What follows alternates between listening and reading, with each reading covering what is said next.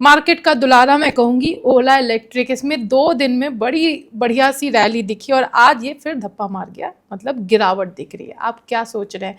पहली बात तो इस बार इसका समझ नहीं आया कि कोई खबर नहीं आई, लेकिन ये रैली आ गई इसमें और आज ये गिरने लगा। गिरावट तो समझ आ रही है कि भाई 2 दिन में जिन्होंने कमाई करनी थी वो कमाई करके अब निकल रहे हैं। आज प्रॉफिट बुकिंग का माहौल है, इसमें भी वही। लेकिन इस शेयर में ये जो बीच बीच में ये उठ जाता है ना, ये कैसे? मैम, मुझे एक पुरानी कहावत याद आती है कि दिया बुझने से पहले बहुत देर फड़फड़ाता है। तो कुछ कई बार ऐसे हालात स्टॉक मार्केट में भी कुछ स्टॉक्स में देखने को मिलते हैं। और इसका दिया तो बहुत पहले ही बुझ चुका है, क्योंकि कंपनी लॉस में, प्रॉफिटेबिलिटी की बात करें जितनी भी, क्योंकि होता क्या है कि कंपनी दो तरीके से काम करती है। हालांकि जो मैं फैक्ट बोल रहा हूँ ये शायद मेरे ऊपर काफी उल्टा भी पड़ सकता है, उसका रीजन मैं, आप रिजल्ट से मेरे जो मैं बोल रहा हूँ उससे अंदाजा लगा सकते हैं।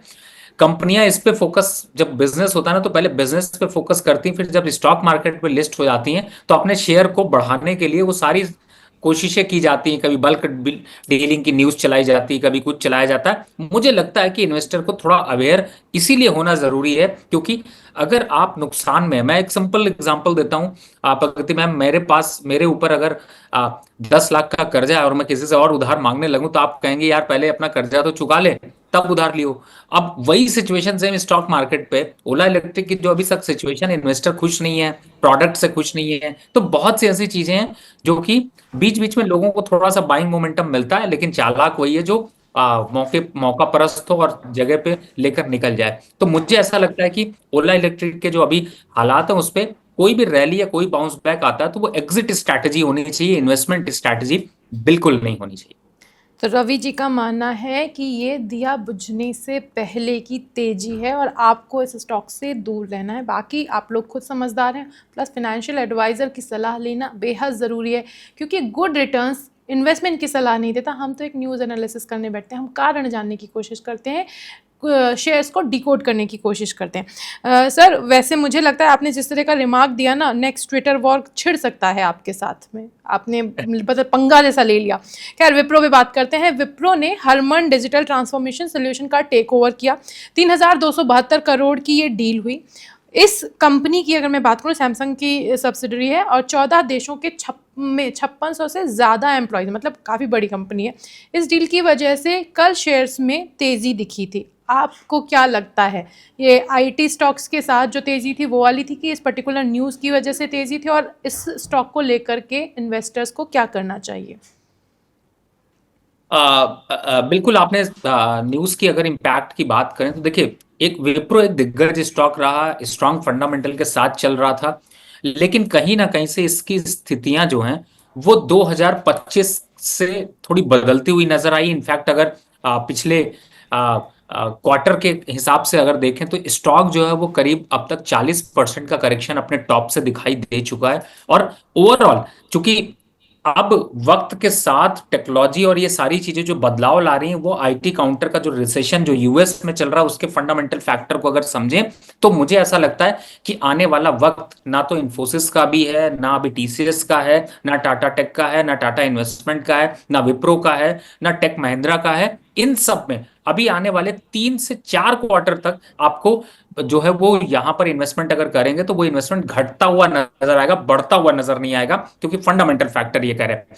टेक्निकल टर्म पे भी देखें तो डेली चार्ट पर आपको हेड एंड शोल्डर पैटर्न दिखा रहा है, जबको कि क्लियर ब्रेकडाउन नीचे के साइड के दिखाता है। जल्दी आपको 220 के लक्ष्य देखने को विप्रो में मिल सकते हैं। तो छोटे मोटे अगर बाउंस बैक आते हैं तो वो अट्रैक्ट जरूर कर सकते हैं, लेकिन मैं ये कहूंगा कि इन्वेस्टर को अट्रैक्ट नहीं होना है। लॉन्ग टर्म स्ट्रैटेजी के हिसाब से चलिए, शॉर्ट टर्म में आप बाइंग सेलिंग करिए, कोई दिक्कत नहीं, लेकिन फिलहाल अभी स्टॉक से 1-2 क्वार्टर तक के लिए लॉन्ग टर्म निवेशक को दूरी बनाकर रखनी चाहिए। सिर्फ विप्रो से ही नहीं, रवि जी ने जिस तरह से नाम लिए हैं, इसका सिंपल सा मतलब है कि आईटी स्टॉक से थोड़ी सी दूरी में ही भलाई है।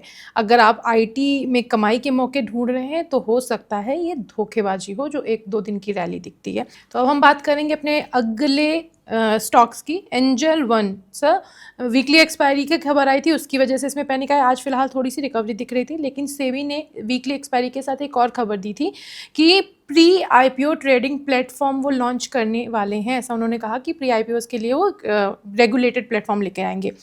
इस खबर के बाद में वीकली एक्सपायरी की बात करें तो बीएसई, एंजल वन, एनएसई और एनएसडीएल लगभग सभी शेयर्स में गिरावट देखी गई। अगर मैं एक बंच की तरह लेती हूँ कि इन शेयर्स को लेकर के किस तरह की स्ट्रेटेजी होनी चाहिए, एंजल वन आपके रडार पर है क्या, इसको किस तरह का आप देख रहे हैं, कैसा पोटेंशियल दिख रहा है, क्या करना सही होगा इस वक्त इस स्टॉक को लेकर के?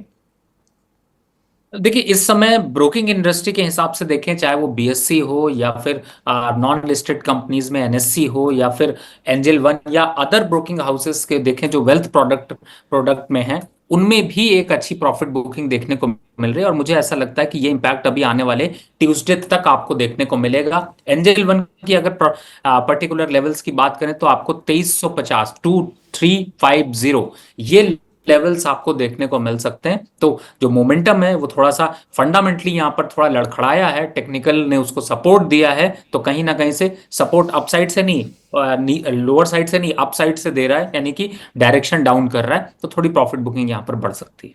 ओके, 2350 का लेवल आपको देखने को मिल सकता है। अगर आप फ्रेश एंट्री की कोशिश कर रहे हैं तो प्लीज़ अपने फाइनेंशियल एडवाइज़र से संपर्क करें, और नहीं अगर आप एग्जिस्टिंग शेयर होल्डर हैं तो 2350 is the counter which you have to take care of. बाकी रवि सर, एक और है वोडाफोन आइडिया, इसका शेयर ना आज लगभग 4% तक उछला। मोतीलाल ओसवाल ने इसको सेल करने की रेटिंग दी है, आईसीआईसीआई सिक्योरिटीज़ ने होल्ड करने की रेटिंग दी है। कंपनी को थोड़ा सा रिलीफ आया है सब्सक्राइबर बेस के मुद्दे पर, और अगर हम बात करें तो कंपनी का एजीआर जो है वो लगभग 83,400 करोड़ बकाया है। टोटल देनदारी कंपनी की 2 ट्रिलियन की है। ऐसे माहौल में क्या है आपकी राय? मैंने 2 ब्रोकिंग फर्म्स की राय बताई कि मोतीलाल ओसवाल ने तो सेल बोल दिया है और आईसीआईसीआई ने होल्ड करने की सलाह दी। आपकी राय अगर जानना चाहें, क्योंकि मुझे पता है जो हमारा दर्शक है ना वो किसी भी ब्रोकिंग फर्म से ज़्यादा आपकी राय मानता है। मैम, इसीलिए पंगे बहुत बढ़ जाते हैं और कंपनियां जो है वो बड़ी दूसरी नजरों से देखना शुरू कर देती हैं।